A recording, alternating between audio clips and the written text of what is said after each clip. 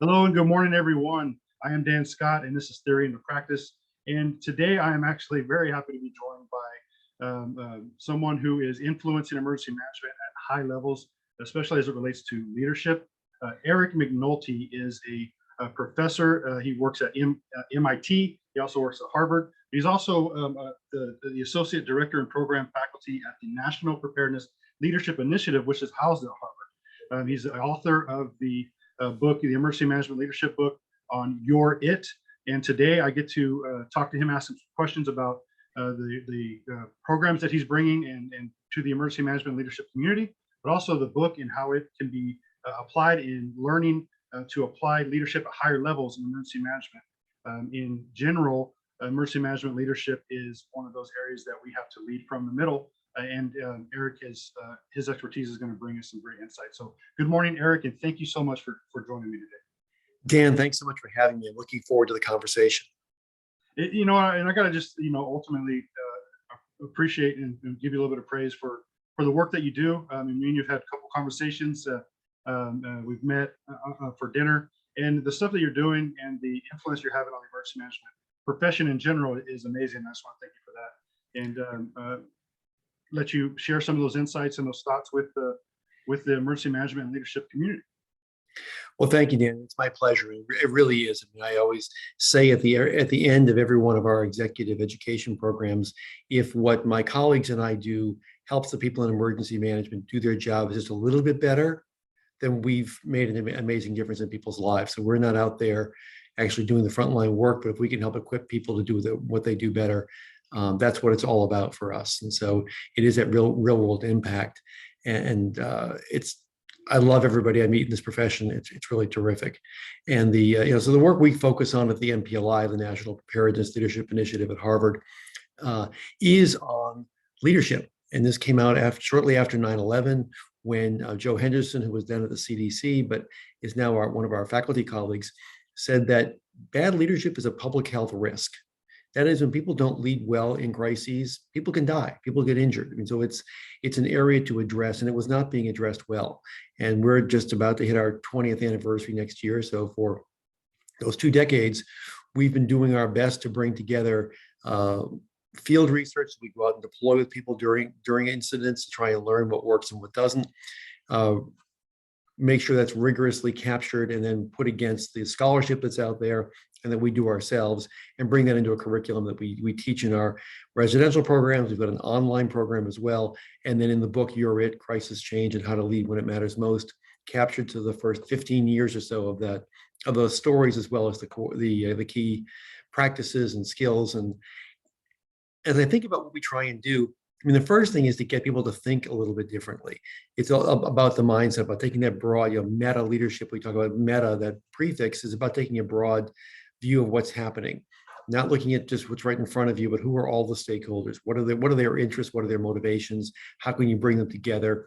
As you mentioned, emergency managers often have to lead from the middle. And that is in our model, in we draw the framework, we put the person in the middle. You're in the middle of a situation and you've got to lead up. Often, you've got a boss, you have political officials, down obviously to the team that works for you, and then across to peers and others within your governance structure, and then beyond to the general public, to the media, to others who are not in that system. And I think, we've been told over and over again, getting that prompt to take that broader view is so helpful, because it can be really easy. And again, I know that emergency management, we love our structure, we love our ICS and NIMS, and it's a great world. I love, it really has been a valuable contribution. The professionalization of that and the standardization of the management piece has been really important. But also can sometimes get people get blinders on, and if it's not in the EOC, they don't see it, or if they aren't within that network, whoever is connected to the EOC, they don't see it.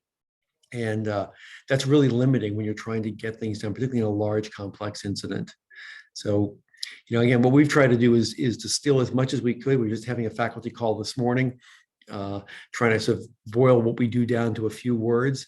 And it was about bringing, real world lessons and experience to people to accelerate their leadership journey, so they can become more effective, they can become wiser faster, and learn from others who've come before them. And if we can do that, I think it really advances the field, it advances the profession, and it makes our community safer and more secure.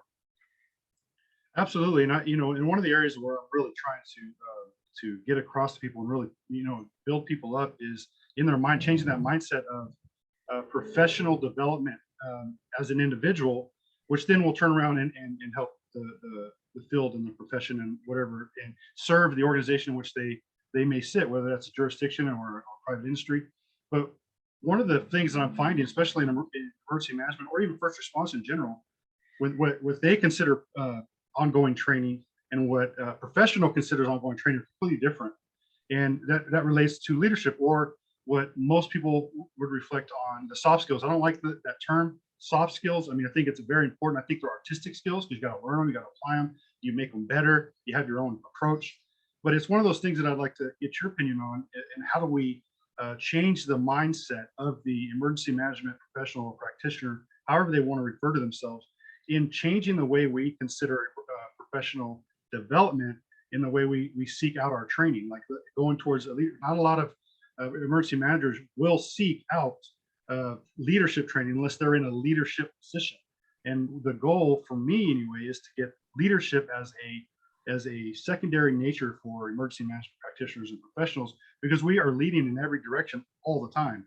And we are not sitting in positions of authority most of the time. So we are having to influence people all of the time. And that's where leadership comes in, and having those skills and that communication and that continual engagement with others is very important.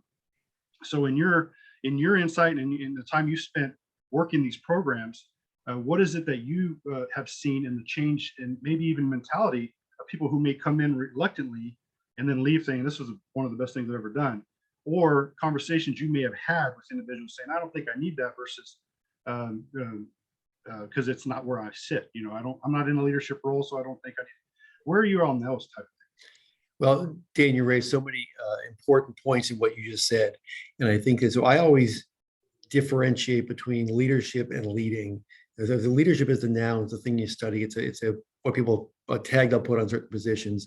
Leading is something you do. And I think that you can lead from wherever you are. Doesn't mean you're in charge, right? There is an incident commander, but you can be leading in terms of motivating people, uniting them to achieve a common purpose, of helping to instill an action orientation. You can be doing all kinds of things to influence people over whom you have no authority. And I think, again, we've seen what referred to now as leaderful organizations, where people are leading from where they are at all levels. It really accelerates and amplifies what a team or an organization is able to do. And I think one of the mistakes I see people make is they wait till they get to that leadership position and then say, oh, I've got the leadership position, I better figure out how to lead. It's a little late at that point, right? It's like, okay, I'm the star of the play. I'm walking on stage, I better figure out how to act. And I think organizations make this mistake too. They don't allocate the funding for this until you get to a certain level. And at that point, it does become difficult. Not impossible, but it does become difficult. And so, when I talk about leading, I'm talking about the human factors. You mentioned soft skills, and I'm with you. I think that is an unfortunate term that's gotten wide acceptance, because the soft skills are actually really hard. And so if you think about the analogy I use, if you think about sort of the structural piece, the ICS NIMS, that's kind of like a house, right? And you want your house to be structurally sound. You want the rooms laid out well. You want the good systems for plumbing and ventilation and all that stuff. Really, really important. But for that house to be a truly great home, you have to be concerned with how the people behave who are living there. And that's what the leading piece is. It's all about the behavioral piece. It's getting people to work well together, to take care of each other, creating an environment of psychological safety, getting people to contribute their full energy and their ideas and their commitment. And so, we've seen great houses with dysfunctional families where bad things happen. And you've also seen great families in sort of only okay dwellings, right? But because they love each other, take care of each other, things turn out well. I want to get the best of both worlds. So I think that, again, I think over the last couple of 2 or 3 decades, we've really made great strides on the management side, on the structural piece. We're just catching up with the behavioral piece, the human side of this. and understanding how we function well under stress or not well under stress, how we build collaborative environments where people aren't just taking orders, but they're actually thinking and contributing all that they can. And that's a piece that is to me, the true leading piece. And I would love, like you, I would love to get people to begin to get little doses of it earlier in their career, and then add to it. It's a process over an entire career. And the military does this really well. They begin injecting leadership thinking into people really early on, and they continue to invest in people over time, which is why they produce so many people who are good at this. Well, I 100% agree with that. And I think one of the things that is lacking right now in not everybody, you must never 100% everybody, but I think one of the things is, as a practitioner or professional, we're not advocating enough for ourselves. And that needs to be very important. I mean, if we need to take a course, or you want to acquire a skill, then you advocate for that. You put in a proposal, you ask for the funds, you justify it. And that is one of the things that I'm really pushing when it comes to leadership in emergency management in general, is that we need to be more consistent in our engagement with others. And in a way, not even in a way, in a very practical sense, become marketers of ourselves, marketers of what we do, how we do it, our organizations. And that's actually something I'd like to talk to you in our leadership segment a little bit more. But before we run out of time here, I would like to talk about your book. I mean, your book is amazing. It talks about the different ways in which leadership was practiced in different incidents and various people. But the one phrase that really stuck out to me is meta leadership and how that's applied. So let's talk. I'd like for you to just kind of tell us about your book, tell us about the points that are there and what you expect the reader to find. Well, thank you for bringing that up. And the book is called You're It. And it's important for that because you is both singular and plural in English. So this is about you, the individual leader, but it's also about you, that larger group you bring together, that you lead forward. And so to be thinking about yourself as well as the people around you, the people you want to lead, is an important part of the thinking of meta leadership, of taking that broader view. And the framework in there, which is sort of the backbone of the book, is these three dimensions of the person, who you are, what you do, your character, your behaviors, your decisions, your actions, the situation, really understanding what's going on. And that goes beyond situational awareness to real situational insight, to really be able to understand root causes, motivations of stakeholders, and the significant implications of whatever's happening. And then that connectivity we talked about, up, down, across, and beyond, building that network, because nobody solves a complex incident by themselves. You've got to be connected to others. Some of those connections are obvious. Some of those connections are not nearly as obvious. You've got to kind of work at it. And what we saw in a number of the incidents we talk about in the book, we talk about the Boston Marathon bombings, Deepwater Horizon, up through the paperback now is a new chapter on the COVID-19 response. So a lot of this is rooted in real world experience and real world stories. It was the ability to achieve that connectivity, which is very much about building trust. It's about being willing to reach out, to invite people to come into your circle, to show up at their incidents and their events, make yourself useful. That really makes a difference. And when we look at the responses and the preparedness as well as response that is done really well, it's because you've got trusting relationships across a broad network of people.